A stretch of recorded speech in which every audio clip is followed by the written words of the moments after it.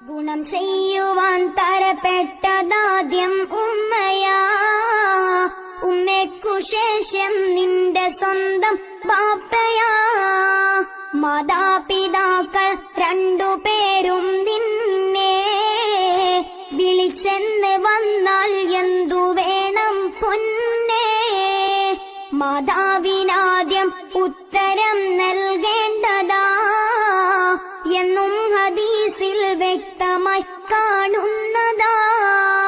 അതിനുള്ള കാരണമെന്ത് നബിയേ എന്ന് ചോദിച്ച നേരം മുസ്തഫ പറയുന്നു, അവൾക്കേറ്റവും കൃപ ബാപ്പയെക്കാളുണ്ട്.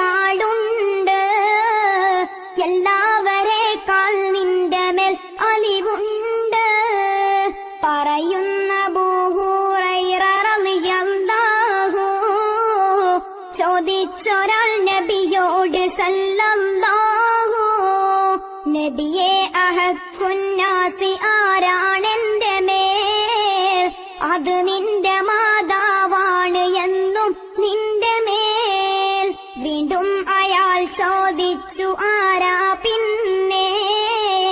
അപ്പോൾ ജവാബും